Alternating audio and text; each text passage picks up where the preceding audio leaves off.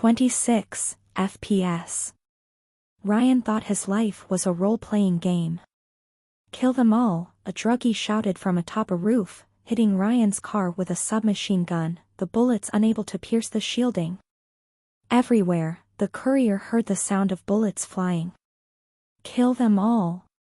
But somewhere along the line, it had turned into a FPS. Hiding behind his car with an earplug in his right ear, Ryan reloaded his pistol while mourning the Plymouth Fury's paint job. At his side, Fortuna fired over her shoulder with a pistol with one hand, and texted on a phone with the other. She didn't even aim, and her bullets always resulted in a headshot.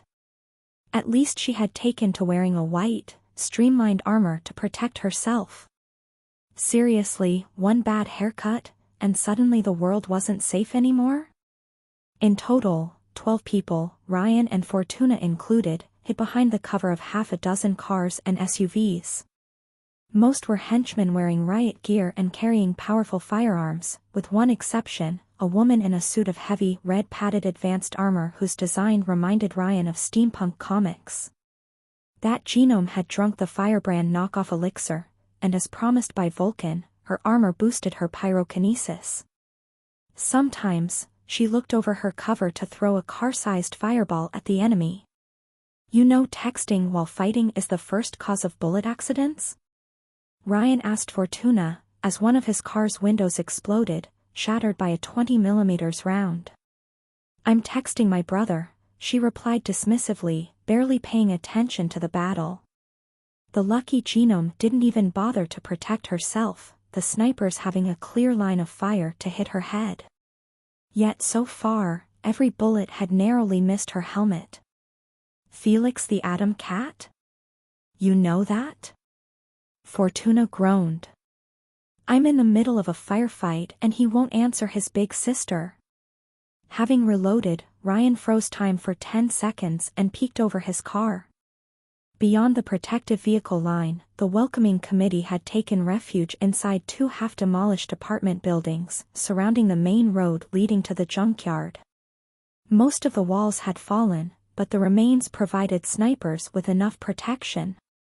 As for the road itself, the Meta's men had blocked it with a trash barricade, leaving only small openings to allow their machine guns to fire through. The Auguste's firebrand genome had managed to set the road on fire though, forcing the defenders to flee or die in the flames. However, it didn't look like the snipers would run out of ammo anytime soon. Ryan shot 2 of them, before taking cover as time unfroze. Far in the distance, west of his position, he noticed crimson beams piercing through Rust Town's polluted clouds. Sparrow's doing, probably. In total, Vulcan had deployed 300 soldiers to retake Rust Town, divided in groups all across the district. Most of them were non-superhuman paramilitary. Others were genomes having drunk a knockoff elixir. People like Ryan or the Killer 7, with original powers, were a minority in the squad. The private security had watched the squadron move inside Rust Town without reacting, perhaps hoping the Auguste and Meta would slaughter one another. Vulcan then deployed her forces all around the junkyard, where the Meta had established their headquarters. Unfortunately, as soon as Ryan's group approached the area's outskirts, they found themselves welcomed by armed men. "Vulcan here," Ryan heard through his earplug. "How's the situation?" "It's a camper contest here," the courier replied. "It's the bad days of Quake all over again. But my car is all right." "Yes, that's the important thing," Fortuna replied with a sassy tone. "If someone could help us, that would be great. I've got a date tonight." "You will wait," Vulcan replied, although she sounded quite blasé. "Cancel and Sparrow are busy dealing with Gemini and Saren, and I'm fully occupied dealing with cannon fodder. It's such a drag, pursuing them house to house." "No sign of Acid Rain or Adam?" the courier asked. The Meta's leader was their main target, as Vulcan believed he alone held his group together. If he died, the psychos would splinter and become manageable. "Scared?" Fortuna taunted him, putting her cell phone back into one of her armor's pockets. Frankly, I could do without acid rain, Ryan replied, being in no hurry to die to her again. Our powers interfere with one another. She can predict my shifts and counter them. Then Fortuna will stay with you, Vulcan declared. Wise choice.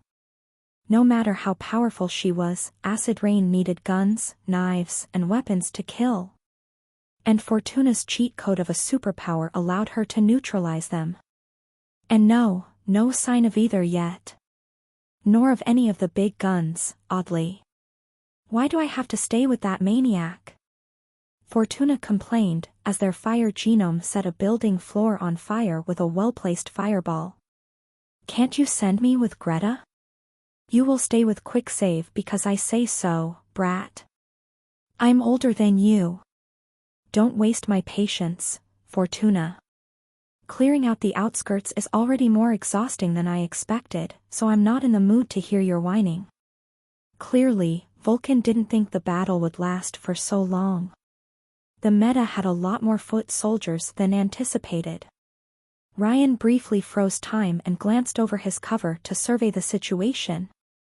Much to his horror, a new, scrawny sniper had appeared inside the left building, rejoining two other men with what appeared to be an archaic rocket launcher.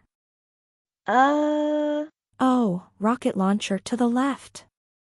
Ryan shouted a warning as time resumed. How did the metagang recruit so many mooks? On it, a voice echoed through the earplug. Mortimer suddenly phased through a wall behind the sniper nest in the left building, taking them by surprise. Mortimer was the only member of his hit squad who went into the field without armor, perhaps because it interfered with his power. From what Ryan had seen, the killer could phase through surfaces, from cinder block walls to the earthly ground. In any case, Mortimer slaughtered the mooks with a submachine gun, then phased through the ground within the blink of an eye. The man with the rocket launcher fell through a destroyed wall, falling on the ground below.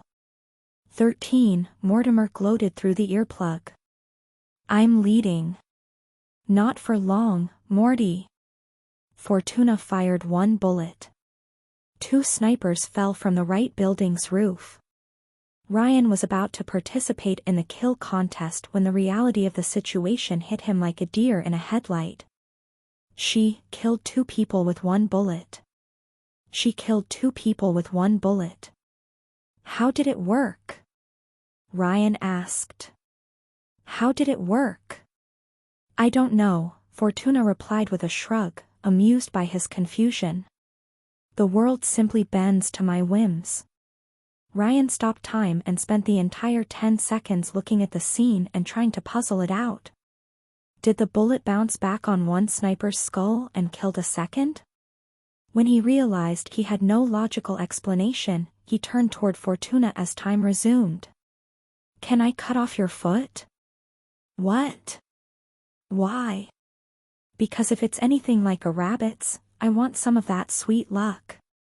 As a matter of fact, go bleep yourself, you crazy homeless, you crazy homeless. Ryan looked on at her pitiful attempt at improvisation, shaking his head. You're such a disappointment. Fortuna let out an angry snarl, rose up from behind the car, and unleashed a volley of bullets at the defenders. When she emptied her magazine, the fighting suddenly came to an abrupt halt. Ryan peeked over the car, as did the rest of the Augusti. They only faced corpses with holes in their skull. 18, Fortuna declared, smoke coming out of her gun's barrel. I win. I call hacks, Mortimer complained. You cheat. Their group had probably killed 50 people in total, and lost only one henchman, shot at the beginning of the firefight. Such was the gap between normal human beings and genomes. Stay here and secure the area until I give new instructions, Vulcan ordered. I'll be done in a minute. The Augusti spread over the perimeter, but Ryan didn't join them. Instead, he focused on what truly mattered to him. His Plymouth Fury. My car is all right, Ryan let out a sigh of blissful relief after he reviewed the engine and key parts. The protective alloys had held against the gunfire. I will have to repair the windows, but none of the vitals have been hit. The vitals? Vulcan mused through the intercom. Does your car have a heart, on top of the brain? All cars have a heart, but not everyone can hear it. Poetic. Ryan heard an explosion on Vulcan's side, and then nothing. She must have gone Michael B. on her enemies. All right, all clear on my end. Cancel, Sparrow? Saren and Gemini retreated. Sparrow replied, ever the professional. We have control over the main roads. And they're mighty sore losers about it, Mortimer said, his voice turning raspy as he cleared his throat. Look at the skies. Ryan did so, noticing acidic clouds spread above the junkyard, and extending towards the outskirts. Acid rain. Thankfully for him, the clouds moved to the west, so she was Sparrow and Cancel's problem this time. They sent weaklings to delay us until they could mount a counterattack with their heavy hitters, Vulcan guessed. But I wonder how they recruited so much manpower to draw upon. I miscalculated. That's trash mobs for you, Ryan replied. The courier was quite optimistic though. If the meta struggled to mount a defense, it meant the attack took them by surprise. He could always refine the plan in a future loop, make it into a blitzkrieg. I don't understand Adam's plan, Vulcan muttered. Now that we have control over the roads, he won't be able to resupply and will call in reinforcements. How does he expect to break the siege? He's a camper, Ryan said. It's not about winning, it's about getting off on our tears of frustration. Chief, I only see mountains of trash from my rookery, Mortimer said. It looks like they're shifting though. Do we advance? Sparrow asked. We could take them in a pincer attack. Vulcan shot the idea down. I'll fly by and do some recon first. Hold the road, there's definitely something fishy going on.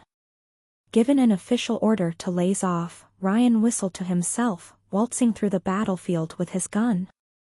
Mortimer stood on the left building's roof, watching the road like a hawk, while Fortuna had again begun to text on her phone. The courier checked the dead mook's weapons, in case he found one badass enough to add to his collection. As he examined the various firearms, Ryan couldn't help but notice the Dynamis logo on quite a few. It made sense since the company was the main weapon manufacturer in the area, but suspicious. As for the archaic rocket launcher, the courier found it oddly familiar. As if someone had pointed it at him not so long ago. A doubt crossed the courier's mind, as he turned the dead sniper's body on his back, to get a good look at his face. His balding, familiar face. Polly? Ryan said, astonished. Who? Fortuna asked, looking away from her cell phone. A Rust Town mechanic, the courier replied. But that makes no sense, he hated the metagang. They must have press-ganged him into their service, the pompous woman replied, her voice softening. My condolences. You were close? Once, I threatened to throw a plushie at him. Fortuna immediately returned to her texting and did her best to ignore Ryan's existence. What the Vulcan's voice turned from surprise to panicked. All units, retreat. What? Fortuna asked, putting her cell phone away. But we're winning. Retreat. They have Mecran tech. Ryan heard the sound of an explosion, both in the distance and through the earplug. Then, without warning, the atmosphere turned oppressive.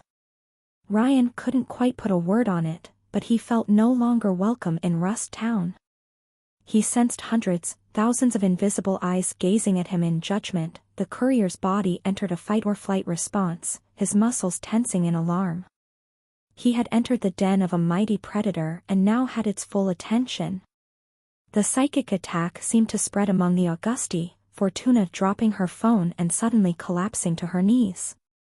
A cloud of yellow energy flared around her body, an ethereal field surrounding her. An invisible force pushed it back inside the genome, compressing the halo. Immediately afterward, tremors shook the ground, before escalating into a full-blown quake. Ryan struggled to stand on his feet, as some of the henchmen tripped and the road broke up into large rifts. "It's the land," Mortimer warned through the intercom. Before he could say more, the building he stood on collapsed due to the earthquake, the hitman phasing through the falling cinder blocks and vanishing amidst a cloud of dust.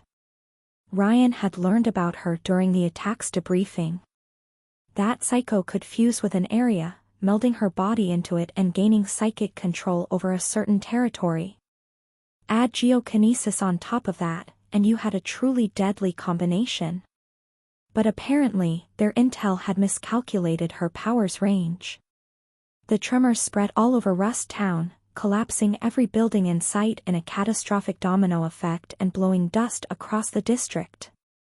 Fortuna shouted a warning as the buildings collapsed, debris raining on them. The Augusti ran in all directions, Ryan included, but some of the henchmen were soon buried alive under cinder blocks anyway. What's happening? Fortuna panicked, as the golden cloud around her started getting thinner and thinner, threatening to disappear entirely. Debris that passed through the yellow aura miraculously missed the genome, but those that avoided it hit her armor just fine. "I can't get hit." Fortuna panicked, finally getting the memo that her life was in danger. "Nothing can hit me. Get into my car." Ryan shouted a warning, rushing to his Plymouth. Above, advanced rockets pierced through the pollution clouds, falling down upon them like a rain of arrows. Ryan counted dozens, if not hundreds of them. While the courier reached his car's hood, Fortuna's field short-circuited and she tripped on debris. Before Ryan could even react, she was buried beneath a rain of stone and dust. She would probably survive with her armor on, but she would need help to escape. Whatever invisible force had taken over the area, it interfered with her luck. Ryan stopped time, and to his immense relief, found that his power hadn't been affected. It must have been a case of yellow interfering with another yellow, instead of something as threatening as Cancel's negation. However, even as he fired bullets at the missiles in an attempt to detonate them before they hit the ground, Ryan could only do so much in 10 seconds. Most of the projectiles landed when time resumed, the courier thrown backward by a massive explosion. Everything went white and silent for a moment, Ryan taking several seconds to regain consciousness. The left half of his body burnt, the flesh seared to the bone, and dust seeped inside his mask. "We need reinforcements," Sparrow shouted through the intercom, Acid Rain's manic laughter echoing in the background. "Vulcan." "I'm trying." Vulcan snapped back, her voice almost covered by the noise of gunfire. "Ryan? Fortuna? Answer, damn it."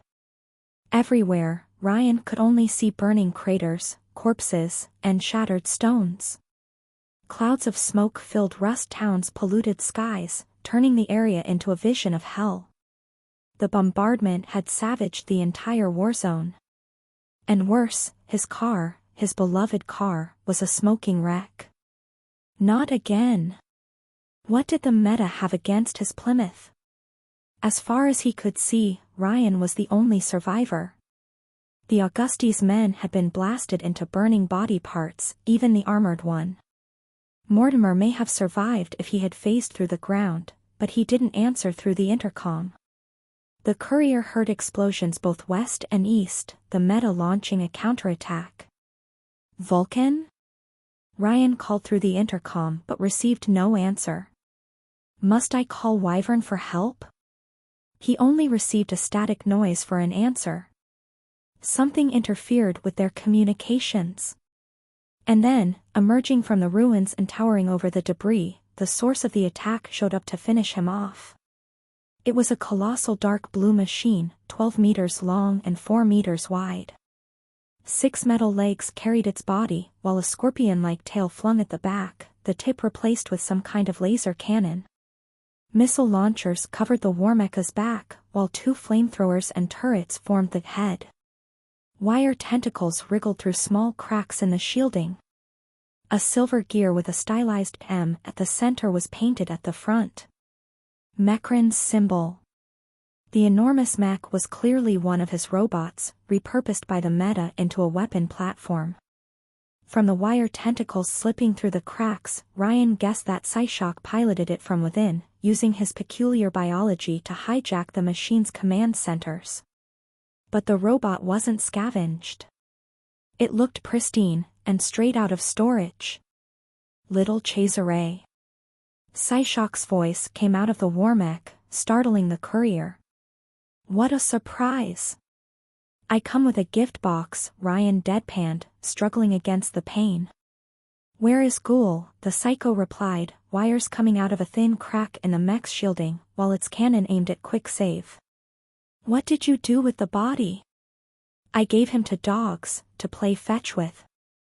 Psyshock responded to the joke by opening fire, the cannon unleashing a massive, crimson beam straight at the courier. Having outlived his car and seeing no point in continuing after such a slaughter, Ryan made a dramatic pose and embraced the light. It was May 8, 2024, the 9th time? Ryan didn't remember and didn't care all that much. He guessed the previous loop hadn't been his perfect run in the end, and there was clearly still room to improve. Vulcan's attack had gone terribly wrong, and now he had to consider what to do about it. He also now knew where Len was, and how to contact her without owing a favor to either the Carnival or the Augusti. A connection he had overlooked, and now seemed so obvious to him. The Meta subverting Rust Town's denizens, and having one of Mechran Warmechs in reserve, was cause for alarm. They also clearly had access to Dynami's-made weapons, and the supply of elixirs implied a connection of some sort between the two organizations. Wait. The Meta that Ryan had captured in the previous loops said robots protected the bunker they wanted to access. Machines powerful enough to fight a gang of psychos. And Mechran was infamous for his robot army. I've got a bad feeling about this, Ryan muttered to himself. The Meta wrecked his car, killed him multiple times, and finally erased the loop when he had finally managed to confront Len. Now? Now was the time for war. 27, Past Fragment, The Crimes of Augustus. Region of Campania, Italy, December 2008. Julie Costa tended to her garden, hastening the growth of its wheat. As a green aura flowed through the plant, it bore purple yields, full of nutrients. She had spent weeks tuning the exact ratio of protein, improving its resistance to cold, and increasing the plant's ability to remove pollutants from soil. Julie's green power activated whenever she touched a living being, allowing her to intuitively understand how their body functioned, down to the genetic level. She could make minor edits to the DNA, breed new species from a single parent. This special plant was only one of many experimental crops growing inside the farm. Wheat capable of thriving in a polluted area, maize absorbing ambient radioactivity. Her personal plot of land was a strange, colorful assembly of unique floral constructs. Although the sun had already set, light shone upon her, making the 30-year-old biologist stop in her tracks. Julie, a man's voice echoed above her, sounding like embers consuming wood. Still working at this hour? Hello, Leonard. Julie raised her head at the man flying 4 meters above her, a human-shaped figure of flames and blinding light. I could say the same for you. Even when he toned down the light his body produced, it was difficult to look at Leo Hargraves. His red elixir had given him the ability to turn into a living sun, transforming his human flesh into solar flames and giving him control over his own gravity. Leonard had once told her that he always suppressed most of his power, lest he incinerate entire cities with his mere presence. Unlike many genomes, the Carnival's leader always used his real name, believing it made him accountable and more trustworthy. It hadn't stopped people from giving him a nickname though, one worthy of his overwhelming power. Leo the Living Sun. Unfortunately, the poor man burned his clothes whenever he transformed. Unlimited power came with downsides. "Is your husband here?" Leonard asked her. "I have news." "He's putting Julia to bed," she replied. "You're finally moving on?" The fiery man nodded with a hint of regret, his presence attracting a few gazes. At this hour, most of the community was still awake. Farmers patrolled the walls, tended to the fields, or just played dice outside. The cost of family's farm included a large house, shacks, a barn, farmlands, and several pens for animals. 24 people lived on the property, mostly refugees which Julie and her husband had taken in after the Genome Wars started. Over time, the community had built wooden walls and fortifications around the property to deter attacks from bandits and marauders. In fact, one such attack was how Julie met Leonard in the first place. His carnival had slain a genome bandit leader terrorizing the region, then stuck around to make sure the local communities could sustain themselves. Her husband Bruno, a muscled, handsome man with black hair and blue eyes, emerged from the barn, smiling upon seeing Leonard. He had many knives around his belt, for his power allowed him to turn any blade so sharp that it could cut through anything. Wood, steel, diamond, nothing could resist him. When they heard about his power, most people believed Bruno was some kind of badass killer, but they couldn't be farther from the truth. Julie's husband was the sweetest, most wholesome person on earth, and the only living beings he had used his gift on were cattle. It was that kindness that made her fall in love with him in the first place. Julie had moved to Campania in 2002 to investigate the high number of cancers in the region for her Ph.D. thesis. She had interviewed Bruno as part of her research, and what had started as an academic project had transformed into a happy marriage. And then last Easter happened. That wonder box. Julie still didn't understand why her family had been selected to receive one. Why did a couple in the middle of nowhere receive elixirs? Why did that alchemist maniac even distribute something so dangerous? Before she knew it, Julie's world had been turned upside down. A madman had devastated Salerno in a power-fueled rampage. A totalitarian genome dictator called Mecrin had taken over Central Europe, and all of Italy had been carpet-bombed back to the Stone Age. Since the family farm was located away from population centers, it had been spared from the destruction. Bruno had decided to hole up there, waiting until the dust settled. It never did. "Bruno, Julie, it's been a pleasure," Leonard said, "but unfortunately, the day has come for the carnival to relocate. So it's finally time." Bruno said, clearly saddened. "It has only been 2 months, but to me, you're part of the landscape now. Maybe one day, once peace returns, I will build myself a house nearby." Although she couldn't see his face through the flames, Julie was convinced Leonard was grinning ear to ear. Campania is such a beautiful region. It was. Even the rampant chaos couldn't change that. So this is goodbye, not farewell, Julie said with optimism. "You're always welcome among us," Bruno said. "Julia will be the saddest. She calls you Uncle Leo now, you know? When will Uncle Leo come?" Julie mimicked her daughter with a chuckle. "Uncle Leo is best uncle." Leonard laughed in response. "Stop, you're making me want to stay so much," he said, before sighing. "I promise I will return for her birthday." "I will hold you on to that," Julie replied. Your daughter is the future, in more ways than one," Leo said. "We must fight, so that our children may grow up happy. No matter the burdens they will bear." Yes. The burden of powers. Bruno and Julie had conceived their daughter soon after they each took their elixir. Their little girl hadn't manifested powers yet, but she already showed signs of secondary genome mutations. Resistance to sickness and toxins, hardened organs, accelerated healing. A second-generation genome. Julie suspected it had been the alchemist's goal all along. To foster a new race of superhumans capable of breeding, a species that would soon replace the Homo sapiens until the old humanity vanished like the Neanderthals. There is a new organization making waves in Calabria, Leo said. I thought you should know. Doesn't the Ndrangheta control the area? Bruno asked. The Calabrian mafia had taken over the region after some of their members received elixirs, overpowering the local authorities. They did, Leo replied. They have been wiped out. Wiped out? Bruno frowned. As in? Wiped out.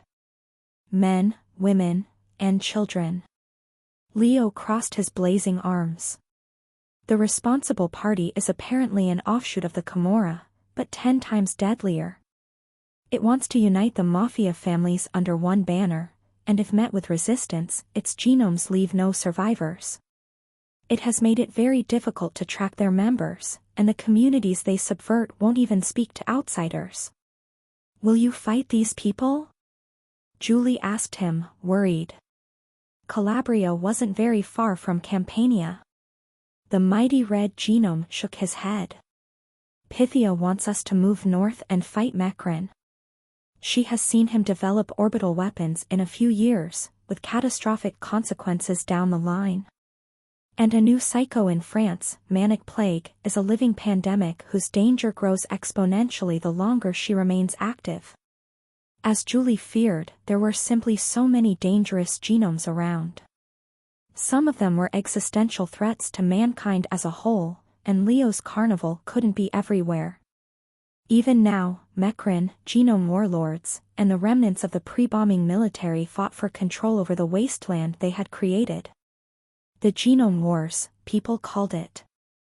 The fighting was way worse north of Italy, but it didn't mean the south was safe. With the collapse of civilization, mankind had embraced both its worst and better instincts. Marauders, psychos, and bandits roamed the countryside, but Bruno had welcomed many refugees inside the farm, and they had formed a stable community. One that, hopefully, would help the world heal. We'll be careful, Bruno promised, putting a hand around Julie's waist. Please do, Leo said, giving them a final nod. Kiss Julia for me.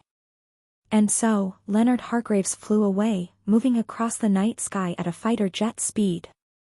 He never was one for long speeches. Bruno held his wife in his arms. I'll miss him. Me too, Julie said. The region felt safe with the carnival nearby. Even while their community and neighborhoods could defend themselves, nobody dared pick a fight with a freaking sun. But so many people need his help, far more than we do. Her husband nodded, glancing at the crops. They're ready? Yes, she said.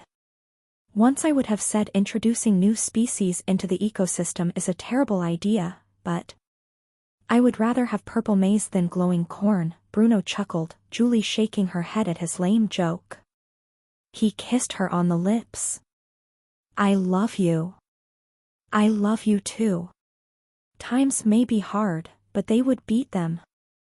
They spent a few minutes making out until someone dared interrupt them. It was Benny, one of the guards. The only farmer taller than Bruno, who never went anywhere without his trusty shotgun.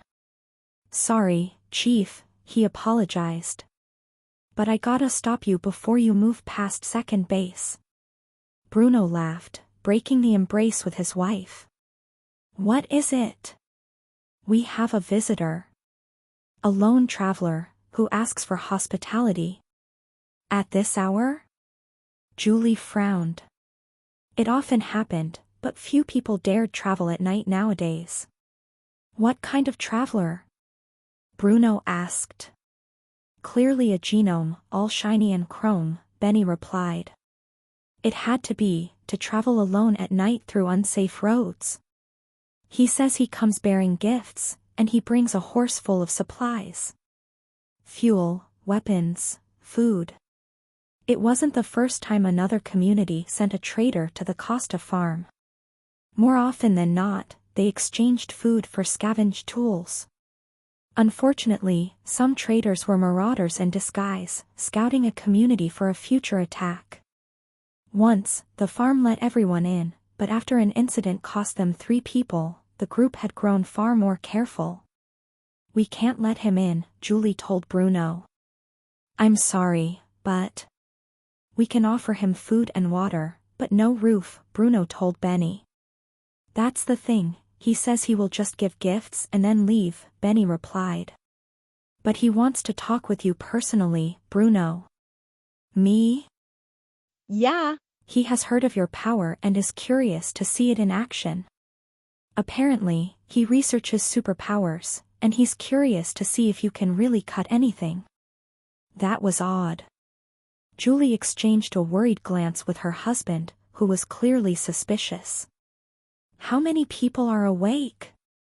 Bruno asked Benny. "Piero, Donna, Alice, and Luca keep their weapons aimed at his pretty head," the man replied, putting his shotgun's barrel on his shoulder. "I told the others to ready their guns, just in case." "Okay, I will meet him." "Hopefully, it's just paranoia talking." Bruno put a hand on Benny's shoulder. "I entrust my wife to you, my friend." "Why yes, sure." Benny instantly tensed, taking this seriously. "Don't joke about this," Julie lightly scolded her husband, but he waved her hand before moving towards the camp's main gates. She looked at Benny, who fidgeted awkwardly. "Sorry, ma'am. I'm not good at casual conversation." "Benny, stop calling me that," Julie said, exasperated. "You've been there for 3 years. I believe we could talk on a first-name basis. And I will still call you ma'am until Julia is old enough to take over." The biochemist shook her head, before returning to her garden. With nukes and plagues having devastated the western coast, Julie hoped to introduce these new species to fight against environmental pollution. According to her projections, it would take only 5 years to purify Italy's air and soil back to their pre-apocalypse level, and 10 to undo the degradations caused by humanity's industrial activities. In time, all of Earth would become a garden. "I'll never get used to it," Benny said, as he watched her use her power on the wheat. "I'm not religious, but it makes me wonder if a God does exist." "That wasn't an act of God," Julie replied. She heard booming thunder, briefly wondering if a storm approached. But the skies were clear, cloudless. Odd. Just an experiment from a brilliant, but twisted mind. She couldn't explain it any other way. God wouldn't be so cruel as to create monsters like Mecrin and unleash them on the world.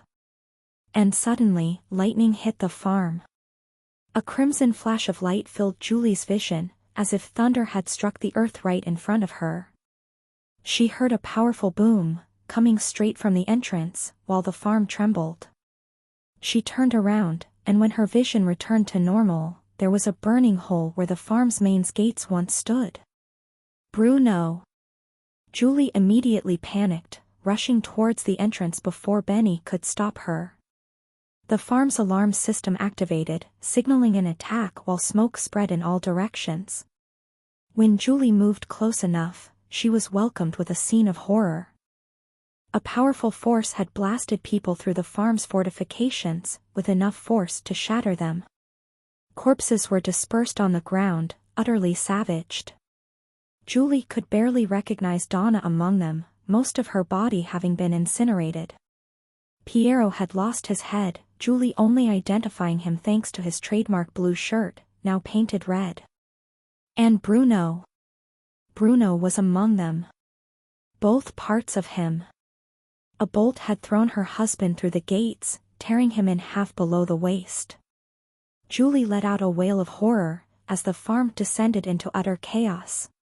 Guards rushed towards the breach with weapons, while non-combatants fled into the house. Crimson lightning surged from the smoke, dividing and bending around corners. The bolts slaughtered everyone in their path, incinerating hearts or detonating skulls, before spreading from one person to the next. Julie watched 8 people she had known for years die in an instant. Another, mightier bolt hit the farm's main house, shattering walls and setting the whole place on fire. "We have to evacuate, ma'am," Benny shouted, grabbing her by the arm. Julie panicked. "Julia is in the barn." An ivory statue emerged from the darkness and the smoke, confidently striding into the property. Its eyes radiated a crimson glow, its gaze blasting anyone it saw with lightning bolts. For a second, Julie thought it was Zeus himself, having descended from the heavens. For this man, this genome held a striking resemblance to the ancient deity. It was a tall, muscled figure pushing near 2 meters in height, with a long beard and a golden laurel crown atop his combed hair. He seemed in his middle age, combining the confidence of old age with the strength of a mature man. The intruder's entire body was an ivory statue. His hair, his flesh, even his eyes were an unnatural shade of white. Only his ancient toga, sandals, and laurel crown were made of normal materials. Perhaps his body had been transformed into an alien alloy, perhaps it was a stasis effect, freezing his body in space and time. Whatever the case, he kept his hands folded behind his back, like a conqueror overseeing his new territory. And then, he noticed Julie. Benny immediately moved in front of her, shielding her with his body while he raised his gun. "Behind me, ma'am." The ivory man appraised the two with an amused look. It reminded Julie of a vulture glancing upon a dying camel, of a killer toying with his victim, before delivering the coup de grace. "Miss Costa," he asked, upon noticing Julie. His voice was deep and radiated authority. "Who the hell are you?" Benny snarled angrily. "Jupiter Augustus," the man answered. "You dare call yourself after a god?" Benny shouted, charging at the genome with his shotgun, and opening fire at point-blank range. A volley from his firearm would have torn a normal man apart. Instead, the bullets hit the chest and flattened out on impact. "No. Of course not." The ivory man backhanded Benny with his left hand. The fingers went through Benny's body like an iron sword through paper, his flesh and bones turning as brittle as dirt upon impact. The backhand tore off the skull from the body and sent both flying to the side, killing the farmer in one blow. "I am one."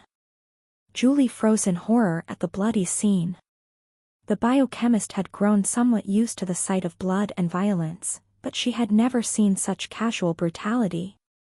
That man had murdered her friend with the same care as one swatting a fly. And now, that psychopath stared at her. Lightning manipulation, and some form of super strength. 2 powers at once. A psycho. No. Not a psycho. In spite of his egotistic boasting, Julie saw no hint of madness in that vicious man's eyes. No craving for the blood of other genomes. She only saw sneering arrogance and a cold-blooded disregard for human life. "Kneel," he ordered. Instead, possessed by vengeful anger, Julie rushed at this vile man and slammed her left hand against his cheek. He made no move to stop her, allowing her to activate her power. Although she had never used her power offensively, she would make an exception for this monster. She would cause his DNA to break down, destroy his organs. Make him pay. Nothing. No feedback. That thing ignored her power. It didn't even register him as alive. "That was no request," the man said, raising his hand in a karate chop, aiming for her left shoulder. Before Julie knew what hit her, his hand cut through her body like butter, the blow severing her arm and tossing her to her knees. A pain more terrible than anything she had ever experienced raced through her nerves, as a shower of blood flowed out of her veins. She let out a wail of agony, her body growing numb and cold. "Saddening," the monster said, although there was no regret in his voice. "If you had known proper etiquette, I might have let you live. I take no pleasure in killing one of the chosen ones. Especially a young widow. Why? Julie asked, struggling against the pain and shock. Did you want to take the crops for yourself? The crops?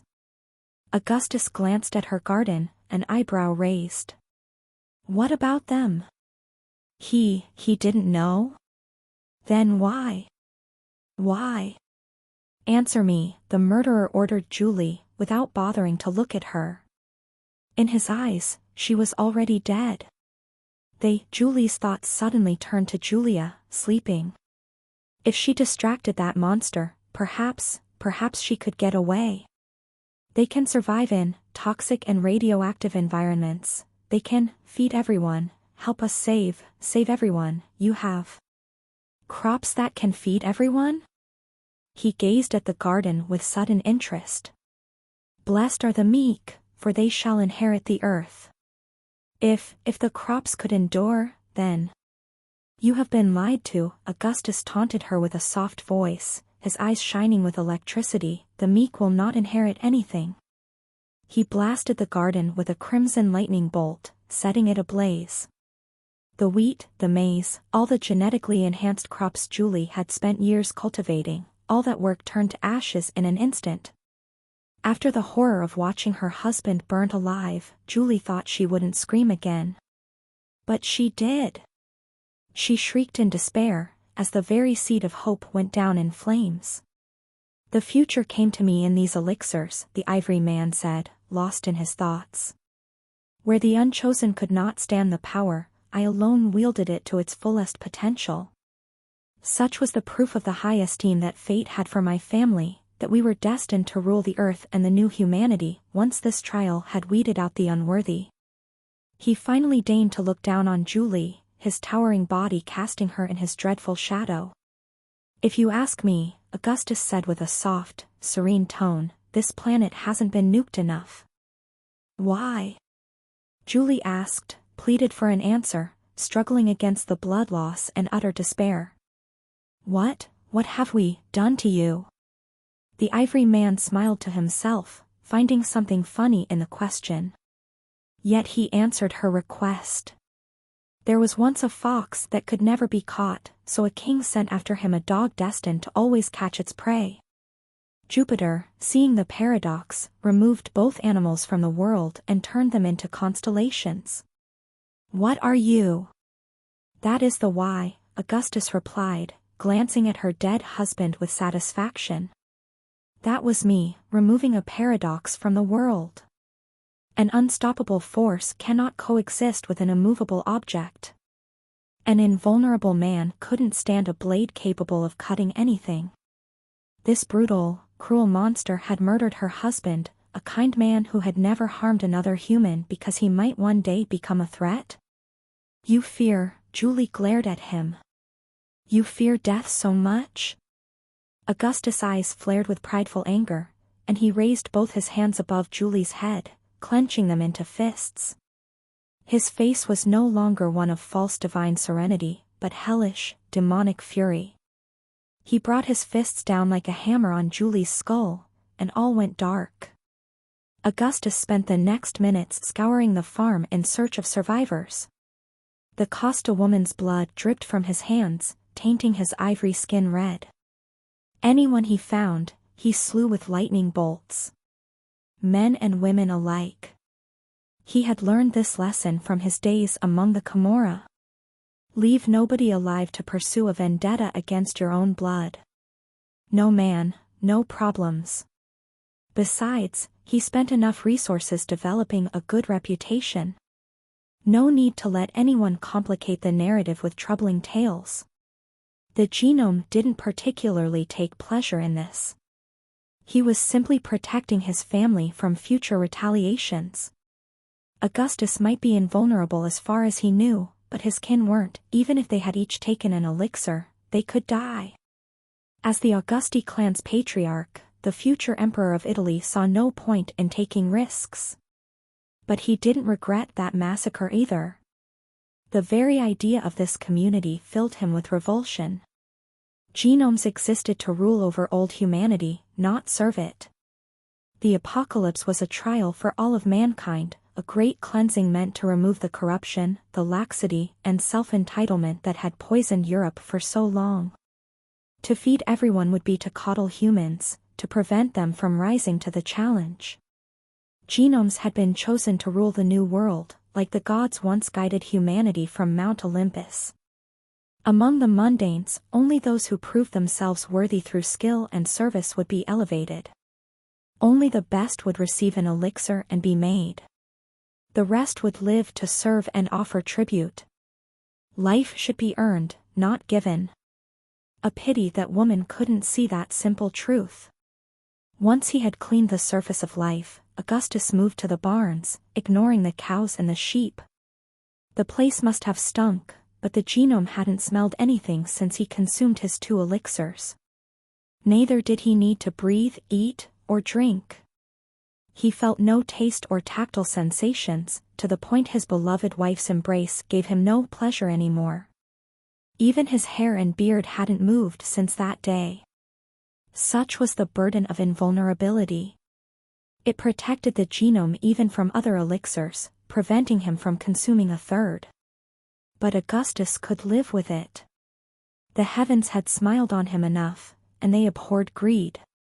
Once, the people of Italy had built the greatest, most prosperous empire the earth had ever known, and it was Augustus' destiny to raise them back to glory.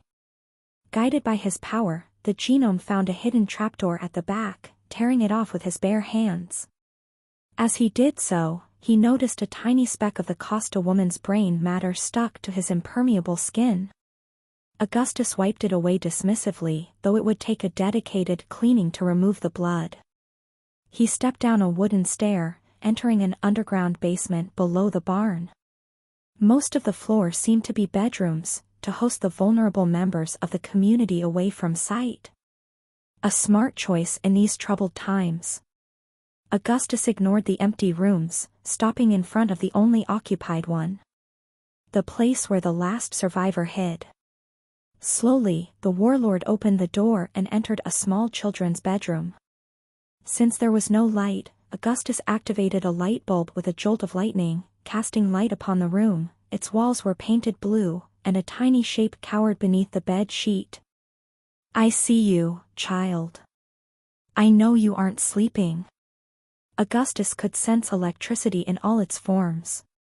Though he could not manipulate weak currents, he could easily detect the presence of living beings. The energy flowing through their nerves gave their presence away. The child, a little girl no older than 3, peeked over her sheet, terrified by this strange man moving inside her bedroom. Her eyes were oceanic blue, her hair brown. Augustus appraised the child, recognizing the facial features from his previous victims. Mercury had warned him that the Costa couple had a daughter, though the warlord hadn't expected her to be so young. "Shush," Augustus said, sitting on the bed. "Did your parents have powers, when they conceived you?" The girl said nothing, too intimidated to make a sound. But as Augustus examined the odd currents flowing through her body, so different from a normal human, he identified her as a genome. A second generation chosen. "If there is even a small chance that you inherited your father's power," Augustus said, kindly stroking her hair, "then I cannot let you live." The girl began to cry, as the genome put his hand around her mouth to silence her. It would be quick. He would simply fry her alive with lightning, or snap her neck. An instant, merciful death. If she survived, she would surely try to do her duty and avenge her parents. Better to kill her now, before she became a problem. And yet, as he looked into these blue eyes, the mobster couldn't help but feel a hint of shame. Such an alien feeling had no place within him, yet he couldn't expunge it. "You remind me of my daughter," Augustus admitted, as tears rained down the child's cheeks. "She has the same eyes as yours." Augustus had no scruples murdering a child, just not his own. And when that girl looked at him, it felt as if he was about to strangle his own blood. Even covering her eyes with his hand didn't ease his mind. Come to think of it, his lieutenant and good friend Mars had told him about a certain problem recently. An issue this child could solve easily enough. Perhaps this was a sign from the heavens. Gods were cruel, but they could also show mercy. I won't kill you. Augustus gently carried the crying whelp up the stairs, his hands still red with her mother's blood. Something better comes to mind. 28. Suicide Run. After attacking Ghoul with his car in all his previous restarts, Ryan thought it had grown a little stale. So this time, he hit the psycho with a truck instead. Ryan couldn't find a Japanese one, but the one he borrowed did the job, crashing through the walls and tossing Ghoul against the counter. The courier climbed down from the vehicle, carrying a black cane he had purchased at a shop down the street. Ghoul, there are a few things I can't tolerate. The mass murder? I've seen worse. The child abductions? Now it gets my blood boiling. Trashing my car, thrice? Ryan shook his head. I can't let that slide, Ghoul. As it turned out, a truck did a lot more damage than a Plymouth Fury. Some of Ghoul's bones had broken upon impact, and he struggled to get back up. Who the hell are you? You see this? Ryan pointed at his hat. This is my normal magician's hat. The happy hat. He tossed it away and showed Ghoul a new, black bowler hat. This is the war hat. Ryan put it on and suddenly looked far more intimidating. You know me, Ghoul. I'm a model of mental stability and composure. I'm well adjusted. But now that I'm wearing my war hat? Oh boy. Oh boy, no more Mr. Nice Guy. I will do great and terrible things today. It's going to be terrific. What are you? Ryan hit Ghoul's knee with his cane, causing the broken psycho to fall helplessly on the ground.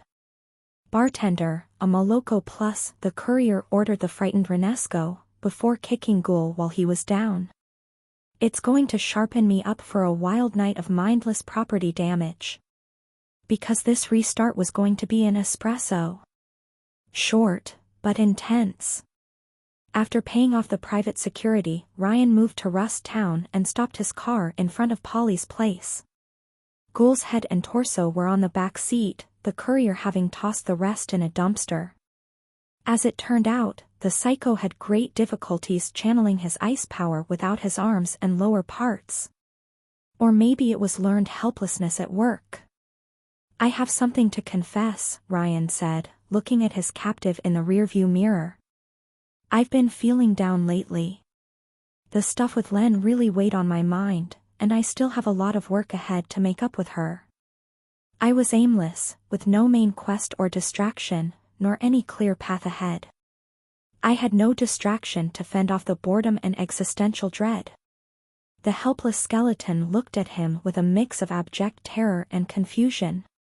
But now I'm rested, Ryan said, turning his head to look at the skeleton dead in the eyes. I'm pumped. I'm on top of my game again, and I've got a new main quest. To give your whole gang a wedge they will never forget. What are you going to do to me? The psycho asked, more and more frightened the longer he listened. We're going on a trip to Happyland, my drug. Ryan grabbed Ghoul's skull, bringing him close to his own face. Happyland. Somebody help! Ghoul shouted, as loud as he could. Somebody save me! But nobody came. Ryan stepped out of the car, wielding his cane, and waltzed into Polly's place. Since it was the loop's first day, the meta gang hadn't pressed the shopkeeper into service yet. He raised his eyes at Quick Save, his gaze turning into a glare upon recognizing him. Hey, Polly, my old friend.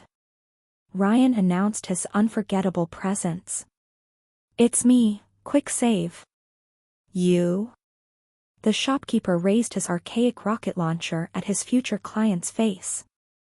You dare show your face here? Yes, I know we had our differences, but... Oh. Boys, Polly, do I have a deal for you? Ryan slammed the ground with the tip of his cane. How much for that facehugger missile? As it turned out, when Polly learned what Ryan had planned, he gave away the rocket launcher for free. It took 30 minutes for the courier to prepare. It wasn't the first time he did a suicide run, so it was a well-oiled routine, but he only tried that kind of stunt when he didn't risk facing a genome capable of permanently killing him. While Psyshock was dangerous, the courier was confident he could take the maniac out, or kill himself before being brainjacked. From the intelligence he had gathered over the previous restarts, the meta didn't have anyone else capable of threatening future loops. As far as Ryan knew, the circumstances were right, especially if he could take out Acid Rain early. Since the meta had struggled to organize a counterattack when 300 foot soldiers had invaded their territory, then logically, they shouldn't expect a lone wolf. After all, who would be mad enough to attack them head-on with no backup, and no chance of survival? Don't tell anyone, Ryan said, driving straight for the junkyard with his trench coat closed to hide the surprise underneath. The rocket launcher waited on the seat next to him, alongside 2 submachine guns, and the courier had put the Fisty Brothers' gauntlets on his hands. But I'm immortal. Chained to the car hood, Ghoul let out a shriek of horror, as the courier drove through the streets of Rust Town at full speed. Besides avenging the 3 times the meta trashed his car, no score was too small to settle. Ryan thought they simply deserved to be wiped out. They kidnapped children, including orphans under Len's distant care, enslaved civilians, murdered people without provocation, and just made the world a worse place to live in. While neither Dynamis nor the Augusti were perfect, some of their members were good people. The courier couldn't say the same for the meta. It was the last loop that settled it. These psychos were simply too dangerous to be left alone, and Ryan needed to check on that famous bunker for himself. Stealth was a lost cause, from what Shroud had told him, and the meta gang would quickly organize a defense if a large group moved into their territory. A lone wolf suicide attack, fast and unpredictable, seemed more likely to succeed in gathering intelligence. As he approached the junkyard, Ryan briefly raised his mask to consume red pills. They were doses of Rampage, a genius-designed, combat-enhancing drug. It boosted pain tolerance, reaction time, accelerated the production of adrenaline, and hastened the metabolism for 4 hours. It was powerful enough to affect even genomes. Well, afterward the drug made the user vomit for days and increased the risk of strokes, which was why Ryan never took it during normal runs. Thankfully, that wouldn't be a problem for this one. After passing the dilapidated neighborhood without being interrupted, Ryan finally came into view of the junkyard. Stacks of cars, piles of trash, and cranes overshadowed a 3 meters tall fence topped with barbed wires. The metallic items seemed organized into hills of various sizes, with the biggest one at the center. 2 psychos protected the entry point in the fence. One was some kind of humanoid lizard, 2 meters tall, with scales of various colors. The other was a pale woman, whose whole body, from her long hair to her creased face, were as white as milk. Her shadow, however, was that of a monstrous, demonic creature. Ryan identified the woman as Gemini but didn't recognize Lizard Boy. Ghoul! Lizard Boy shouted upon seeing the car approach, his yellow, reptilian eyes widening upon realization. In response, Ryan screamed like a berserker and accelerated. Valhalla! Gemini instantly disappeared in a flash of light, but Lizard Boy wasn't so quick. Ryan ran him over, the body letting out a thump as it went flying against the fence nearby, his body jolting from an electrical current. Ryan drove inside a labyrinth of trash walls, with forking twists and turns. The Rampage drug started taking effect, accelerating his heartbeat, sharpening his senses. He quickly crossed paths with a few psychos scavenging the area, Mongrel among them. The mutant raised his head in shock upon seeing him approach, his teeth sunk inside the carcass of a large rat. Ryan opened the car's window, grabbed a submachine gun, and fired at anyone in his path. The fastest meta members dived to the ground to dodge a hail of gunfire, but Mongrel took a full volley to the face for his trouble, collapsing on his back. "I thought life was meaningless, but I was wrong," Ryan shouted to Ghoul. "It's your suffering. Causing you pain is my reason to live." As he drove through the labyrinth in search of the bunker's entrance, Ryan heard the sound of bells echo through the junkyard. Someone had sounded the alarm. Immediately afterward, he sensed an invisible pressure weighing on his shoulders. The same effect as during the last loop, before everything went to hell. The feeling of someone judging him. The land. So that settled it. The meta used their new recruit as a sensor, but as Ryan had guessed, it wasn't a perfect spying method. He doubted anyone could oversee an area as vast as Rust Town and pay attention to every single detail. It clicked during the visit to Polly's place. Mosquito ambushed him the last time Ryan went there, but no welcome committee had interrupted the courier today. This implied that since Ghoul was nearby, the censor didn't pay much mind to the Plymouth Fury. She must have mistaken the situation for a return trip, especially since Bone Daddy had gone on an assassination mission hours before.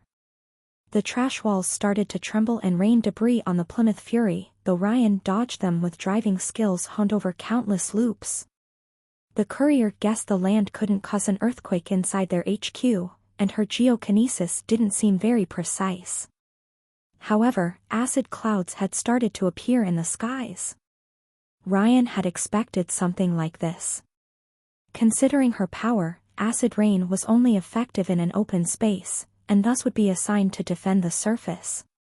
Moving towards the center, Ryan tossed grenades behind him, causing trash piles to fall and condemn the roads behind him. Eventually, after a wild ride, the courier finally reached a 20-meter-tall tower made of rusted cars, debris, and domestic items like washing machines. As he had thought, the base of the landmark had been dug up, revealing a tunnel leading down below the earth. Mosquito and Acid Rain guarded the entrance, the psychotic woman already drawing 2 knives. Instead of paying attention to her, Ryan focused on Mosquito. Having emptied the submachine gun, he tossed it through the window, then drove straight at the insectoid monster. Mosquito looked up, saw death approaching, and extended his wings. But while he may have the appearance of a genuine bloodsucker, he couldn't move faster than a car racing at 240 kilometers per hour. Ryan grabbed the rocket launcher, opened the door, and then jumped out before the collision. Ghoul let out a final scream as the Plymouth Fury hit Mosquito head-on before he could fly away. Squash! Mosquito perished the way of his kind, stuck to a windshield. The Plymouth Fury finished its course inside the trash tower, sending pieces of Ghoul flying in all directions. Ryan himself had managed to roll over the ground, but the collision with the ground had torn some of his trench coat. A normal human would have had their skin torn off, but for a genome, the wounds were superficial. "I'm sorry," Ryan apologized to his car as he rose back to his feet, the Plymouth Fury buried alongside Mosquito's remains under a pile of debris. "I will make it up to you later." "You teasing thief!" Acid Rain shrieked, charging at him with astonishing dexterity, knives raised. Toxic raindrops already fell on the ground, eating at Ryan's hat. "I'll tear you apart." Duty. Honor. Courage. Ryan pointed the rocket launcher at her pretty face and pressed the trigger. Semper Fi. A missile with a smiley face painted on it flew straight at Acid Rain, who teleported atop a wall of cars. The rocket switched directions and pursued the psycho. Acid Rain immediately teleported to another trash wall, only for the facehugger missile to chase after her with relentless, implacable ferocity. Ryan rejoiced at the sight. He had had the idea when Polly warned him his facehugger missile could track him down in a previous loop, even if he could stop time. Acid Rain wasn't so different from Quicksave as a fighter, except she moved through space instead of frozen time. The missile would keep tracking her until it either caught the Psycho or ran out of fuel, which could take minutes. By then, Ryan would hopefully be in the bunker, the absence of rainfall negating Acid Rain's power. Still, Ryan hurriedly rushed towards the tunnel before the acid rain could turn into a downpour. He tossed the rocket launcher away before bringing out his coil gun and Desert Eagle from under his coat, wielding one in each hand. He descended into the tunnel, fires spreading in the labyrinth behind him. He didn't know how long it would take for the psychos outside to clear the way after he had collapsed some of the trash walls, but he might find himself surrounded anytime soon. He had to keep the initiative and adopt an all-offense strategy.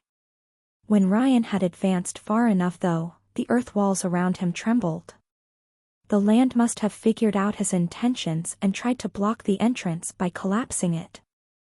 If she hesitated so long about doing so, it meant a lot of her teammates were inside and risked being trapped as well.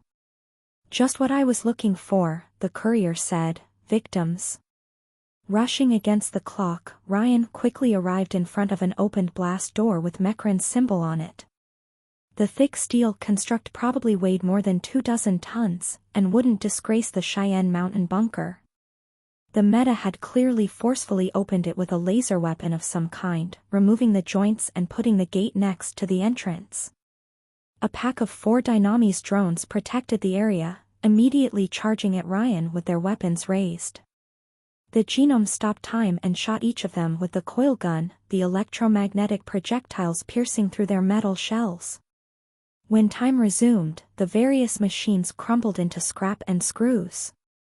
Ryan loved to challenge himself, but sometimes it was relaxing to play life on easy mode. The courier rushed past the blast door before the tunnel collapsed behind him, entering a long metal corridor. The second he walked inside, the invisible pressure vanished. For whatever reason, the land's power didn't carry inside the vault. She probably needed dirt or earth to serve as a relay for her sensory abilities. He briefly tested his time stop, just in case a power negation effect covered the bunker, but thankfully his ability worked perfectly. Reinforced glass windows on both sides of the path allowed Ryan to peek inside underground hangars below the junkyard. The one on the left held the mecha which Psyshock piloted in the previous loop, waiting on top of a platform. Ryan noticed a closed door embedded in the ceiling, perhaps to allow the robot to quickly move the surface. The hangar on his right, meanwhile, housed some kind of sci-fi submarine, halfway submerged inside a large pool probably leading into the sea. Like its brethren, Mecran's symbol was painted on the back. Normal humans whom Ryan assumed were engineers worked on both of the vehicles. So they had already unearthed these mechs prior to the courier's arrival to New Rome. That made his plans for a blitzkrieg much more complicated. The Meta had forcefully opened each gate on the path and didn't bother to close them afterward. The distance also muffled sound from outside, so Ryan simply walked in the room at the end of the corridor without anyone bothering him. He eventually entered some kind of atrium, which the Meta had repurposed into a recreational area. Well lit, the room included an assortment of pastimes, such as a pool table, a bar stand, and even a Street Fighter's arcade game. Considering the number of doors on each side, it seemed to be some kind of hub room. He also noticed an elevator on the other end of the atrium, leading to levels below. A group of psychos, Saren included, were in the room. Hazmat Girl was currently wielding a cue stick, and sending a ball into a hole, much to her fellow mutants' frustration. "Hey, what was the cause of the racket out?" Saren asked as she raised her head from the pool table, trailing off as she didn't recognize Ryan, sighed. "Saren," Ryan raised his guns. "Do you have a boyfriend?" Hazmat Girl looked at him in confusion. "Who are yo? Don't break my heart like that." Ryan shot her in the chest with his Desert Eagle, the impact propelling her backward. "I'm a sensitive soul." And then, the courier opened fire on the surprised psychos while laughing like a maniac. For the meta, the survival horror had only started. 29. The Rampage. 6. Ryan counted 6 future victims in the atrium as he opened fire, Saren included. Some took cover, while others immediately charged at him. All were psychos, and soon, they would be dead. One was a featureless woman made of black ink, with a rather sexy silhouette. Bullets phased through her easily, although the attack's savagery had briefly stunned her. Another was a deathly pale guy without any hair, wearing only black pants, while looking sickly. He had the muscles of an Olympic swimmer. Unlike his fellows, he didn't take cover, instead dodging the bullets with supernatural reflexes. The fourth psycho in the room was a humanoid in a suit without any facial features, not even ears or eyes, and the fifth a humanoid jaguar hybrid. Unlike his kindred, that furry took a few bullets to the chest but survived them. As for the tentacled psycho behind the bar. No, not tentacled. On a closer look, what Ryan mistook for tentacles turned out to be translucent arms of crimson energy. The courier counted dozens of them, lifting a disembodied woman's head with Asian features and long black hair above the ground. Her name was probably Fuckface or something.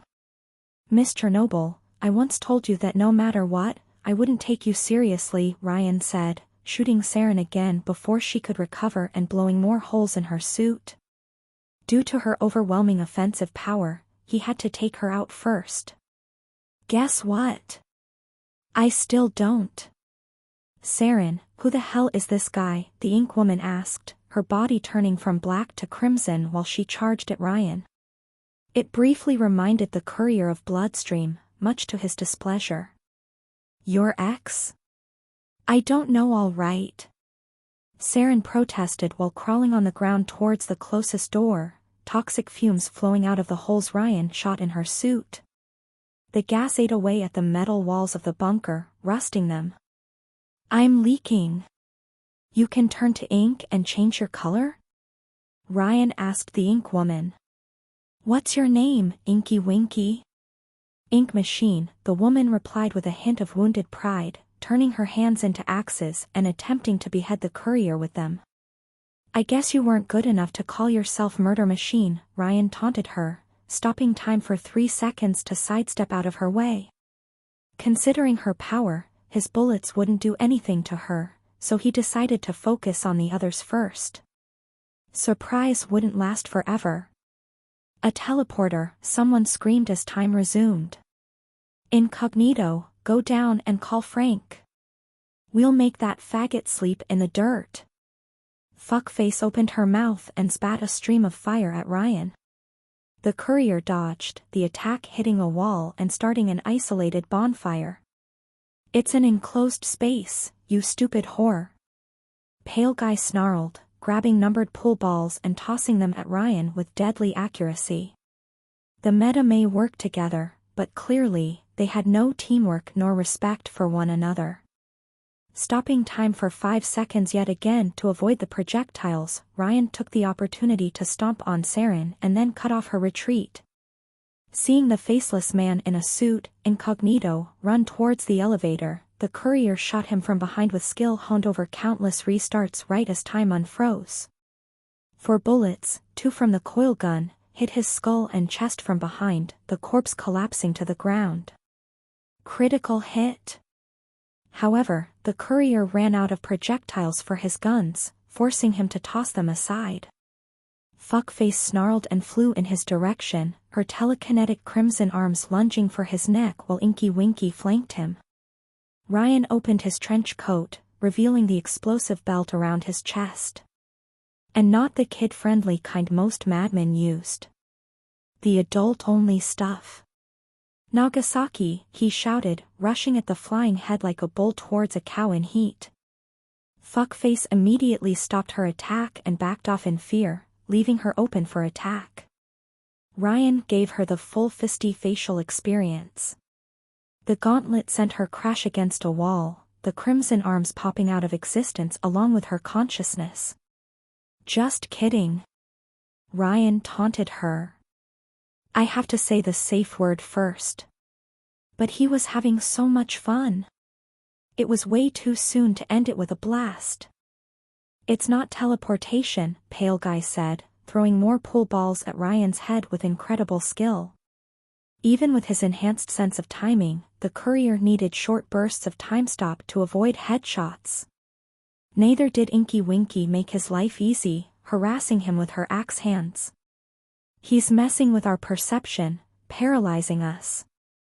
My power can't see him clearly. A blue then, Inky Winky replied, turning her head at the Jaguar man. Rakshasa, don't just stand there and call reinforcements. The beast man let out a mighty roar, having somewhat recovered from his bullet wounds. As he did so, tiny furry creatures appeared around him in a flash of violet light. They appeared to be cute gremlin monsters, with long hair, sharp teeth, and adorable eyes. Aw. Time to commit goblin genocide. Ryan looked under his coat to grab a new gun and shoot them all, but Pale Guy managed to hit his hand with a pool ball, sending the weapon flying into a corner of the room. Inky Winky then attempted to behead the chronokinetic with her axe arm, and while she missed, she sliced some of his hair. To make matters worse, the gremlins charged at Ryan like a pack of rabid rats, and their master kept summoning more. Arg, the psychos had recovered from the surprise and were taking back control of the fight. Since they outnumbered Ryan in an enclosed space with reinforcements on their way, he had to settle this quickly. Desperate times called for desperate measures. You want a furry contest? Ryan asked, drawing out his secret weapon from his trench coat. I know I should say it isn't personal, but guess what? He flipped the plushies on button. It is. And then he tossed the terror amidst his enemies. Ink Girl was the closest, and thus got the first view of the plushie. The plushie looked up at her with its tiny blue eyes, the very picture of innocence. Its body let out violet sparkles, energy suffusing its limbs and fur. Ink Machine didn't understand. And then she exploded, as two crimson laser beams disintegrated her torso and blew 2 holes in the wall behind her. The rest of her ink body collapsed into a puddle. I love you, the plushie said with its cute pre-recorded voice, its blue eyes now crimson red. The toy turned toward the gremlins and vaporized them with a look while they rushed at it. The shadow it cast on the walls wasn't that of a rabbit, but of something bigger, and not of this world. I love you so much. Then it ran straight at Jaguar Man at incredible speed, jumping at the surprised psycho. Knives appeared from its tiny paw, and it leaped at the psycho's stomach, tearing a hole inside. Let's go to Disneyland, it said while burying itself inside Rakshas's chest, the jaguar wriggling in terrible pain as the plushie moved through his chest. Ryan heard voices coming from the shadows, voices not from this world. They spoke in hushes, making death threats in an alien tongue he could barely understand. If it had progressed this far, then the effect might start spreading outside the bunker. And it would only get worse with time. What is this? Pale Guy stared at the rabbit making its way into his teammate's stomach. It's not a rabbit. I can see something else inside. Oh my, Pale Guy had some kind of sensory power. No, don't look at it with your ability, Ryan warned him, it's a terrible idea, you can't handle its true fur. He didn't listen, and he saw. Pale Guy let out a scream of pure horror, as his mind confronted a truth so horrific, that the psycho's remaining sanity could only break. He immediately grabbed a pool stick and charged at Ryan with murder on his mind. Stop it. I can't, you have to throw a child at it first, Ryan taunted him, barely dodging a strike aiming for the carotid artery. He couldn't find any opening though, as the maddened psycho relentlessly tried to stab him. The younger the better. The plushie would imprint on the first preteen it found as its best friend, but, well, that would solve the problem by causing a new, even more interesting one. The courier stopped time, cut the stick in half with his hand, and stabbed Pale Guy in the left eye with the tip. The killer let out a scream when time resumed, before attempting to engage Ryan in hand-to-hand combat. The courier backed away, more worried by his own creation than the psycho.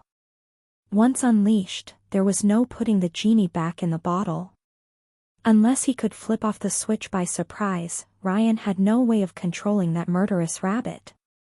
The plushie had emerged from Rakshas's corpse drenched in blood, reshaping his intestines into a thick noose. It then leaped on Pale Guy's back before he could react, put the organ garrote around his neck, and then started strangling the psycho. The killer tripped while desperately trying to throw the rabbit off his back, gasping for air. "Let's hug," the plushie said, its white fur was now tainted red. It looked so happy and peaceful strangling Pale Guy. "I'm your friend." The worst part was, Ryan didn't program it for such violence. It just loved killing. Except for Pale Guy, only Saren was still alive, but she couldn't keep the gas making up her body inside her suit. It looked like someone bleeding to death, except gas instead of blood. Without waiting for reinforcements to arrive or the plushie to turn its deadly attention towards him, Ryan moved towards the elevator, called it, and entered. There was only one other floor available, and down. Pale Guy raised a hand at Ryan, his eyes pleading for mercy while the plushie choked him to death with a blissful expression. "Why?" he managed to rasp, while the courier pushed the down button. "Why?" "You wrecked my car," Ryan replied, abandoning Pale Guy to a painful death as the elevator's doors closed. The transport system went down multiple floors, making Ryan wonder how far the bunker went, and how large it was. Did it span all of Rust Town? The elevator eventually reached its destination and opened its doors. Ryan walked inside an underground chamber of thick black metal walls. At the center of the room, a projector provided a source of blue light, alongside a holographic bust of Mekrin, an old man in his 70s, with wrinkled skin, unkempt hair, and a white beard. One could have mistaken him for a Gandalf or Dumbledore type, if not for the cold intensity in the hologram's gaze.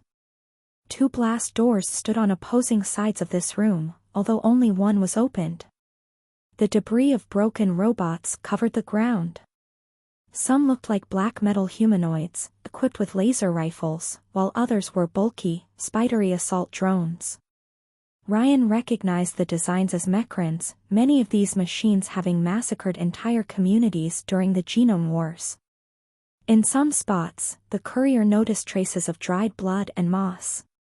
Bodies had been left to bleed out and decompose in some corners, before being moved away. The meta had clearly fought a hard battle for the floor and only bothered to remove the bodies of their own. They probably harvested them for the elixirs within their blood. "Anyone there?" Ryan shouted, but received no answer. Once confident no one would ambush him, he examined the room, finding a map of the complex in front of the projector. As Ryan had worried, the installation was large enough to encompass most of Rust Town, although located so deep below the earth it couldn't be accessed except through the main entrance. The upper floor which he had just left was actually the living quarters and the smallest part of the complex.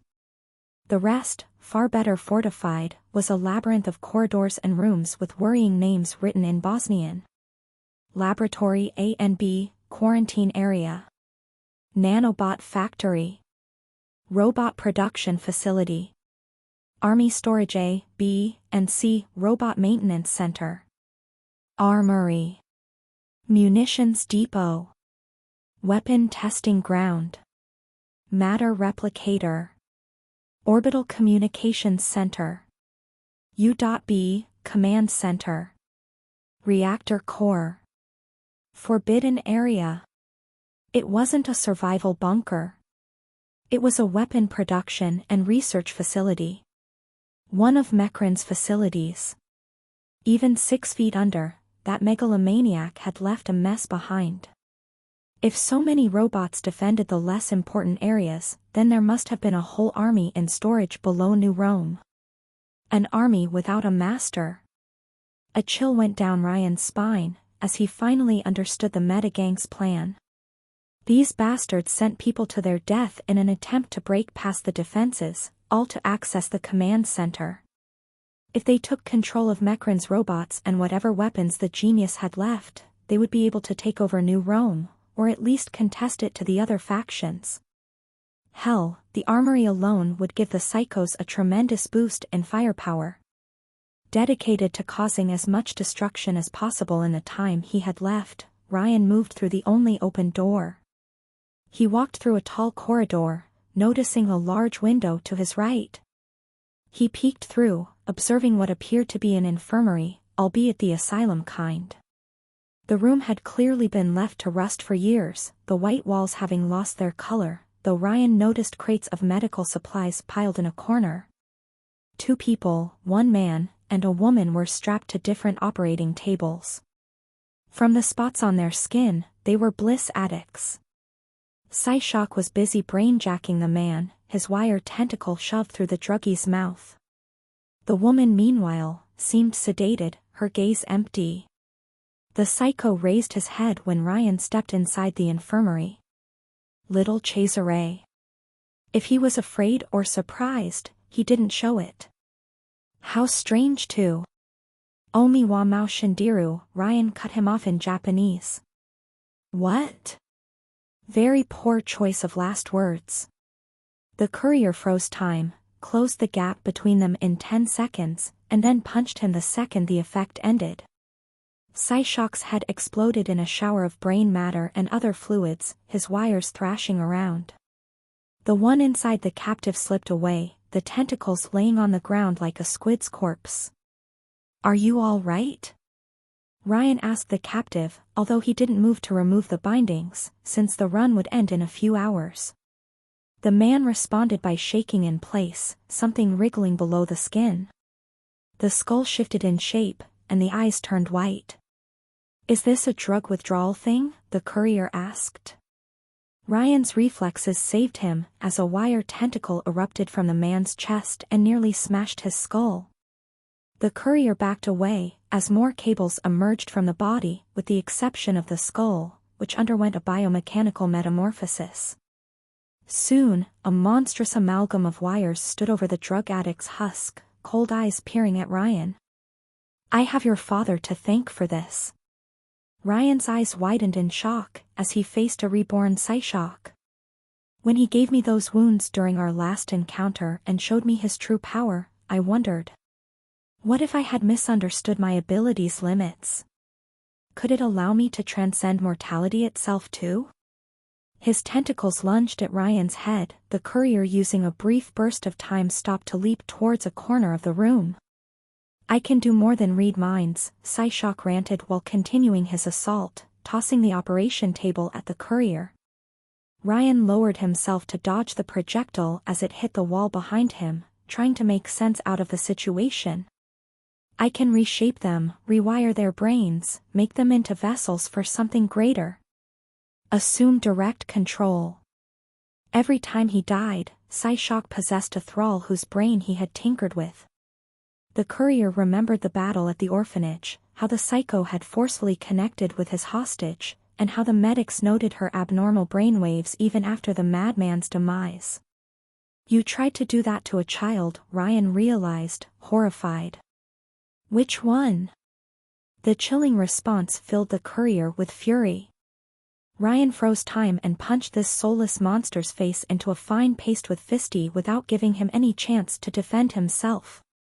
No matter the consequences. Immediately after time resumed, the second captive started undergoing the same ghastly transformation. Ryan spared her the misery with another deadly punch, disgusted. I'm killing you in every single restart now, the genome promised the corpse.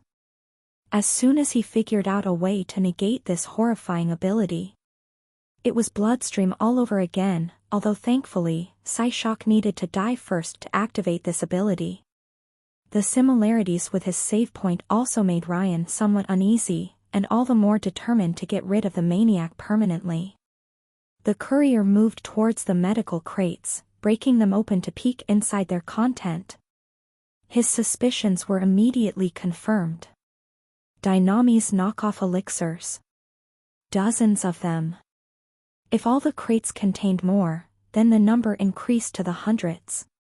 Okay, that settled it. No way a theft of that magnitude wouldn't have made it to the news or caused a retaliatory strike from Dynamis.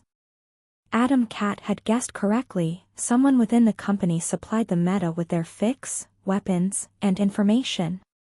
Why? To have them weaken the Augusti while maintaining plausible deniability? Make villains for their heroes to arrest?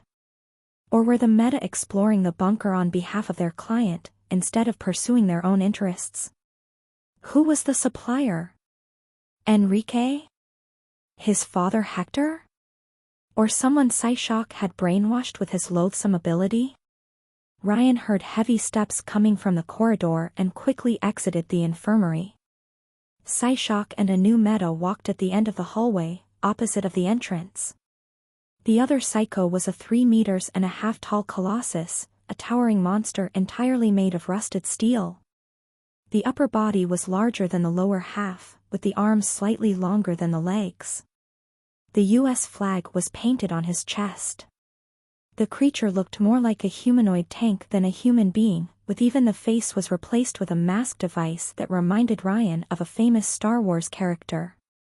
Oh God, Ryan loved Star Wars, even the prequels. He was glad the old world ended before anyone could make cash-grab sequels though. They would have sucked. He knew it deep within his bones. It's useless, Cesare. I have hundreds of vessels around. Psyshock glanced at the enormous Psycho. Frank, kill him please. Yes, Mr. Vice President, he replied with a deep voice, having to lower his head to move inside the passage. Mr. Vice President? Ryan asked. The Vice President of the United fucking States of America, the greatest nation on Earth. The giant lunged at Ryan and, holy shit, he was fast. Ryan would have died without his time stop, Frank's enormous fist stopping within an inch of his face. The courier quickly back-flipped away while throwing knives at the giant's eyes. When time resumed, Frank's fist hit the ground with enough force to shake the entire floor, the hand punching through the alloy ground up to the forearm. As for the knives, they went through his eyes. Literally. The Psycho's body absorbed the metal knives into itself. After the initial push, humans let me in. They want it, Cesare. Exploiting the narrowness of the corridor, Psyshock used his tentacles to hang from the ceiling above Frank, moving like a biomechanical spider. People want to be my slaves. The burden of thought, of individuality, it oppresses them. But I get inside their brain, when I remove the confusion and replace it with my will, they become truly happy. Deep down, you want it too. You are a living birth control advertisement, PSY. Every word he spoke was somehow worse than the last. It took a lot of effort to make Ryan truly hate anyone, but Psyshock had won the lottery. I'm going to free you, Cesare, the madman said in response, Frank managing to free his hand from the hole he had made. I'm going to free you from yourself. You know, killing me is only going to be a temporary solution. Ryan shouted, grabbing a grenade under his coat and tossing it at the two. Only therapy can help you with your problems. The grenade exploded right in front of Frank's face, unleashing a powerful blast. And it did. Absolutely nothing. The giant didn't even flinch, and Psyshock had retreated behind his bodyguard for safety. Worse, a crimson aura surrounded Frank's body, and the Psycho seemed to grow a few inches taller. Uh-oh. Pearl Harbor, Frank trembled as if having a PTSD episode. It's Pearl Harbor all over again. I'm sorry? Ryan asked. I will never forgive the Japanese, he snarled, raising his fists in fury and hitting the ceiling, causing the hallway to shake. I'll never forgive them. Never ever. Ryan started to understand why they called him Frank the Mad. However, if he could shrug off grenades and absorb metal, then the courier didn't have anything that could take that guy down. Except maybe the A-bomb, but obviously, it would end the run here and now. Ryan had to think of a solution, and fast. The lights started to malfunction, and tiny steps echoed in the hallway. Ryan worryingly peeked over his shoulder. The plushie walked inside the corridor carrying Pale Guy's scalp, its eyes shining maliciously.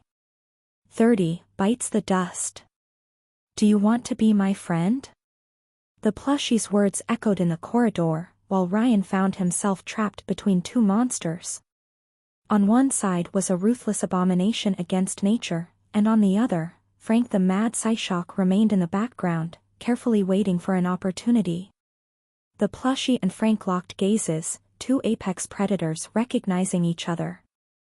The tension grew palpable, the rabbit throwing Pale Guy's scalp away while Frank adopted a Krav Maga fighting stance. Eldritch whispering voices echoed through the hallway, promising sweet destruction to all living creatures. Behind me, Mr. Vice President, the giant told Psyshock, warily gazing at the rabbit. It's an Afghan hare.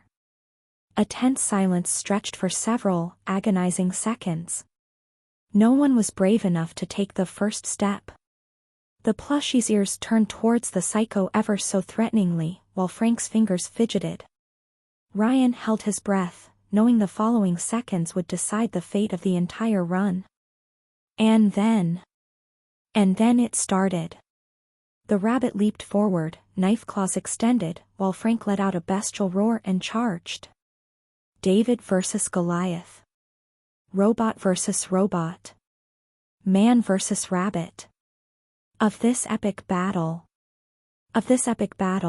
nothing would be said, for Ryan ran away. Realizing he would die if caught in the crossfire, the courier stopped time for 10 seconds. He ran towards Frank, slid on the ground between the giant's leg, and then quickly got back up and fled towards the other end of the hallway. I love you so much, he heard from behind him. And the clock was still stopped. Unfortunately, the moment time resumed, Psyshock whipped Ryan in the torso with his tentacle arm from the ceiling, having attached himself to it like a spider waiting for his prey. Thanks to the rampage drug, Ryan didn't feel the pain, but he heard one of his ribs break under the strain. The blow propelled him further down the hallway, brightened by flashes of crimson light. The bunker trembled, as Frank frantically hit the ground and walls in a fruitless attempt to catch the rabbit. It seems you are quite the glass cannon, Cesare, Psyshock mused, leaping with his wires and attempting to pin the courier to the ground. You can dodge 1,000 times, but you can only stumble so often. Ryan managed to roll over to dodge the attack, quickly getting back on his feet and running away. Psyshock pursued him, with the two demons remaining behind to fight. Ryan eventually exited the hallway to enter another underground chamber, with lamps embedded in black panels all over the walls. Blood had recently been spilled on the ground, leaving spots on the metal. 7 vats full of colored liquids, one for each elixir, were lined up on a nearby wall. Linked to strange-looking machines, 3 of the containers held mutated animals. Ryan struggled to see them fully through the liquid but identified some strange hybrid of a lizard and dog the size of a Doberman in the violet tube. The laboratory had 2 other blast doors, one opened, one closed. Psyshock's tentacles launched themselves at Ryan, who had finally recovered from his cooldown. The courier dodged with a leap to the side after a short 2 seconds time stop, the drug in his system helping him fight off the pain of the broken rib. That's all you got? Ryan taunted Psyshock, as both he and the psycho faced one another. Guess it's easier with Japanese schoolgirls? Classy, the wire squid replied, launching one of his tentacles. This time, instead of dodging, Ryan grabbed it with his hands. With the strength boost from the rampage drug, he rotated on himself and tossed Psyshock against a nearby wall. The psycho managed to recover but quickly turned still. Heavy steps echoed close from the open blast door, something huge moving into the underground lab. My, a playful voice with a thick New York accent interrupted the battle. What do we have here? A massive figure, not as tall and massive as Frank but close, stepped through the broken blast door. An obese psycho with the power to turn his skin into an indestructible, black carbon alloy, he was already transformed when he showed up. The man was heavily mutated, his face heavily scarred and possessing prominent teeth like a hippo. He dressed like a man from the 50s, though his clothes had fuming holes in them, probably from lasers. And his brown eyes shone with a mix of fiendish cunning and malignant narcissism. He briefly glanced at Psyshock, who instantly submitted without a word. "Big Bad Adam," Ryan said dramatically, "we finally meet again in the fat." "Oh my, we've got a new Mark Twain here," the living balloon mocked him back. "Such a razor-sharp wit. You make Oscar Wilde proud, laddie. He was the worst kind of criminal. The one with a sense of humor." "You've been making a mess above, chump," Adam said, keeping his left hand behind his back and his right one exposed. "I've been looking at you through our cams for a while. Sorry not to have welcomed you myself, I was busy doing important work." "Well, fat ass, now that we got to know each other better, perhaps we can discuss your plan to conquer New Rome with a robot army over dinner?" Adam chuckled. "You're wired," he mused. "They're always wired when they say that." "Sorry, mate, you'll warrant no exposition from me." "Well, it was worth a shot." Wait, you said we meet again?" Adam snapped his fingers. "Your bloodstreams, kid. Cesare something." "Cesare," Psyshock said, clearly itching to attack Ryan, but wise enough to humor his boss. "Is that the reason for all this fuss?" Big Fat Adam asked the courier, raising an eyebrow while explosions echoed through the hallway nearby. "A score to settle?" "It's old news, mate." "Old news." "It was an impulse thing, really," Ryan shrugged. "Well, whatever the case, when you invade my home and start killing all my men, I take that real personal, mate. The ride's over, boyo." "Oh well, I had fun. I guess I'll just blow myself up then." "Mate, we'll survive your pretty belt." Adam grinned, though his smile never reached his eyes. "You won't." "A fight to the death then?" Ryan did some footwork and shadow boxing. "I'm pumped for a few rounds." "There won't be a battle, kiddo. You see, you're mistaken about something. The media call me Big Adam, because they don't want to face what I am, but my real moniker," he smiled, showing 3 rows of sharp teeth behind his lips, "is Adam the Ogre." He revealed his left hand, and Ryan flinched. Adam held a beaten and bloody teenager no older than 14 within his fingers, probably some Rust Town denizen, clearly of Arab or Turkish descent. The prisoner had tears of terror at the edge of his eyes, pleading Ryan to save him with his gaze. "And though I prefer to eat French," Adam said with a vicious smirk, holding his captive with both hands like a sandwich, "I can settle for a kebab." He opened his mouth and prepared to bite his captive's head off. Time seemed to slow down as Ryan frantically thought of the situation, and it wasn't even his powers doing. It was clearly a trap, a cruel blow to unbalance him mentally. The courier had gone far enough anyway, and trying to rescue the teen would probably fail. He had everything to lose by making the attempt, instead of sacrificing the hostage and making a getaway to explore the bunker further. But there were some lines Ryan couldn't cross, even without consequences. Afterward, it would be a slippery slope. The courier froze time and charged at Adam, punching the ogre's hand with all his might. The fist broke. His own, that is. Fisty and Ryan's bones shattered on impact. When time resumed, the courier didn't even see Adam's fist hit his chest. He just heard the impact, alongside his ribs and spine breaking under the strain. The blow didn't detonate the explosive belt but sent the courier flying against the blue vat. The glass cracked on impact, drops of liquid falling off Ryan's body. The effects of rampage spared him from the pain, but the courier didn't feel his legs anymore. He coughed blood, a warm fluid filling up his lung. You martyrs are all the same, Adam taunted him, scratching his prisoner's hair with his finger like a pet.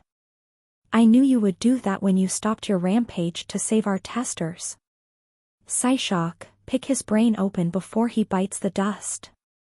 I want to know who sent the laddie after us. Shut your eyes, Cesare, Psyshock said with relish, his tentacles swirling around Ryan's neck and lifting him above ground. It's easier when you look away. This was the end. Well, it was fun while it lasted, even if the last seconds sucked. Ryan shouted his safe word. Jar Jar Binks. The belt let out a beep, before blowing him and Psyshock up in a fiery blast. And so ended Ryan's vacation. As he returned a few hours earlier, driving towards Renesco's bar, the courier felt like someone commuting to his job the day after a massive bender. He had his fun, but now was time to get serious again. Should he do another Dynamis run, dig deeper into the meta connection? He had the feeling it would come into play, even if he somehow managed to wipe Hannafat Lecter and his goons from the face of New Rome. However, Ryan only saw one way to kill Psyshock permanently yet, and the option was Augusti exclusive. The courier had already progressed rather far on that path, and he wished to see how this party would unfold. And so Ryan prepared to return to the Augusti path. Until he remembered he would have to visit Len again.